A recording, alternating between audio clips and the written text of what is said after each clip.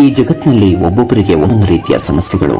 ಎಲ್ಲರ ಮನೆ ದೋಸೆ ತೂತು ಎನ್ನುವಂತೆ ಸಮಸ್ಯೆಗಳು ಎಲ್ಲರ ಮನೆಯಲ್ಲೂ ಇದ್ದತ್ತೆ. ಒಬ್ಬರಿಗೆ ಮಕ್ಕಳಿಲ್ಲ ಎಂಬ ಚಿಂತೆ, ಇನ್ನೊಬ್ಬರಿಗೆ ಮಕ್ಕಳದೇ ಒಂದು ಚಿಂತೆ. ಒಬ್ಬರಿಗೆ ದುಡ್ಡಿಲ್ಲ ಎನ್ನುವ ಸಮಸ್ಯೆ ಆದರೆ ಇನ್ನೊಬ್ಬರಿಗೆ ದುಡ್ಡಿದ್ದು ಸಮಸ್ಯೆ. ಒಬ್ಬರಿಗೆ ವಯಸ್ಸಾಯಿತು ಮದುವೆ ಆಗಿಲ್ಲ ಎನ್ನುವ ಚಿಂತೆ ಆದರೆ ಇನ್ನೊಬ್ಬರಿಗೆ ಮದುವೆಯಾಗಿ ಸಂಸಾರದೊಳಗೆ ಒಂದು ಸಮಸ್ಯೆ. ಕುಟುಂಬದಲ್ಲಿ ಎಲ್ಲರೂ ಸರಿ ಇದ್ದರೆ ಯಾರಾದ್ರೂ ಒಬ್ರು ಸಮಸ್ಯೆ ತರುವವರು ಇದ್ದೇ ಇರ್ತಾರೆ. ಒಂದು ಬಾರಿ ರೆಸ್ಟೋರೆಂಟ್ಗೆ ಹೋಗಿ ಸಾವಿರಾರು ಗಟ್ಟಲೆ ಬಿಲ್ ಮಾಡಿ ಬರುವ ಜನರಿದ್ದಾರೆ. ಅದೇ ಹೊತ್ತಲ್ಲಿ 10 ರೂಪಾಯಿ ಇಲ್ಲದೆ ಊಟಕ್ಕಾಗಿ ಪರದಾಡುವವರು ಇದ್ದಾರೆ. ಕೆಲವರಿಗೆ ಪ್ರೀತಿಯಲ್ಲಿ ಬೀಳಬೇಕೆಂಬ ತುಡಿತವಿರುತ್ತದೆ. ಇನ್ನು ಕೆಲವರು ಪ್ರೀತಿಗೆ ಬಿದ್ದು ಒತ್ತಾಡುತ್ತಿರುತ್ತಾರೆ. ಹೊರ ಜಗತ್ತಿಗೆ ಸದಾ ಖುಷಿಯಿಂದ ಲವಲವಿಕೆಯಿಂದ ಇರುವವರೆಲ್ಲ ಅಂತರಂಗದಲ್ಲೂ ಖುಷಿಯಿಂದ ಇದ್ದಾರೆ ಅಂತ ಅಲ್ಲ. ಅವರ ನೋವನ್ನ ಹೊರ ಜಗತ್ತಿಗೆ ತೋರ್ಪಡಿಸುತ್ತಿಲ್ಲ ಅಷ್ಟೇ. ಆದರೆ ಬದುಕಿನಲ್ಲಿ ತುಂಬಾ ನೋವನ್ನ ತಿನ್ನುತ್ತಿರುತ್ತಾರೆ. ಈ ಜಗತ್ತಿನಲ್ಲಿ ಸಮಸ್ಯೆಗಳೇ ಇಲ್ಲದಿರುವ ಜನರಿಲ್ಲ. ನಾವು ನಮ್ಮ ಸಮಸ್ಯೆಯೇ ದೊಡ್ಡದೆಂದುಕೊಂಡಿರುತ್ತೇವೆ. ಆದರೆ ನಮಗಿಂತ ದೊಡ್ಡ ಸಮಸ್ಯೆಯಲ್ಲಿರೋರು ತುಂಬಾ ಜನರಿರುತ್ತಾರೆ. ಕೆಲವರಿಗೆ ಸಾಧನೆಯ ಶಿಖರವೇರಬೇಕೆನ್ನುವ ಕನಸಾದರೆ ಇನ್ನು ಕೆಲವರಿಗೆ ಅವರ ಸಾಧನೆ ನೋಡಿ ಅಸೂಯೆ ಪಡೋದೇ ಕೆಲಸವಾಗಿರುತ್ತದೆ. ಫ್ರೆಂಡ್ಸ್, ನೀವಿಲ್ಲಿ ಏನೇ ಮಾಡಿದ್ರೂ ಅದ್ರ ಬಗ್ಗೆ ಮಾತಾಡುವ ಜನರಿದ್ದಾರೆ.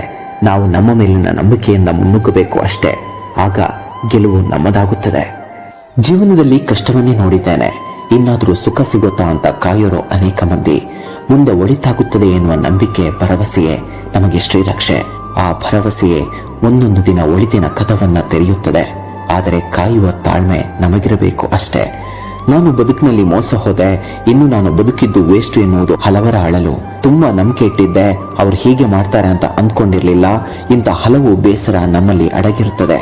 ಇಲ್ಲಿ ನಂಬಿಕೆ ದ್ರೋಹ, ಹತಾಶೆ, ಮೋಸ ಮಾಡಿದವರ ಮರೆಯಲು ಸಾಧ್ಯವಾಗದ ನೋವು ಎಲ್ಲವೂ ಕಾಡತೊಡಗುತ್ತದೆ. ಫ್ರೆಂಡ್ಸ್, ಮೋಸ ಹೋಗಿದ್ದೇವೆಂದು ಅದನ್ನೇ ಯೋಚಿಸುತ್ತಾ ಅಳುತ್ತಾ ಕೂತರೆ ಕಳೆದುಕೊಂಡಿರುವ ನಮ್ಮ ಬದುಕನ್ನ ಮತ್ತೆ ಕಟ್ಟಲು ಸಾಧ್ಯವಿಲ್ಲ. ಈಗಾಗಲೇ ಬದುಕಿನಲ್ಲಿ ತುಂಬಾ ಮುಂದೆ ಬಂದಿದ್ದೇವೆ. ಮೋಸವನ್ನ ಮೀರಿ ಬದುಕನ್ನ ಮತ್ತೆ ಕಟ್ಟಿಕೊಳ್ಳುವ ಅವಕಾಶ ನಮ್ಮ ಮುಂದೆ ಇದೆ. ಸಾವು, ಕಣ್ಣೀರು ಒಂದೇ ಎಲ್ಲದಕ್ಕೂ ಪರಿಹಾರ ಅಲ್ಲ. ಹತಾಶೆಯ ನಡುವೆ ಮತ್ತೆ ನಮ್ಮ ಬದುಕು ಚಿಗುರಬೇಕು. ಬದುಕಿನಲ್ಲಿ ಮತ್ತೆ ನಾವು ಫಿನಿಕ್ಸ್ ನಂತೆ ಎದ್ದು ಬರಬೇಕು. ನಮ್ಮ ಮುಂದಿನ ನಡೆ ಹೇಗಿರಬೇಕು ಎಂದರೆ ಇವರೇನ ಮುಂಚೆ ಇದ್ದ ವ್ಯಕ್ತಿ ಎನ್ನುವಂತಿರಬೇಕು. ಮೋಸ ಮಾಡಿದವರೇ ದೂರದಲ್ಲಿ ನಿಂತು ನಮಗೆ ಸೆಲ್ಯೂಟ್ ಹೊಡೆಯುವಂತಿರಬೇಕು. 4 ಗೋಡೆಯಲ್ಲಿ ಕಣ್ಣೀರು ಹಾಕಿದ್ದು ಸಾಕು.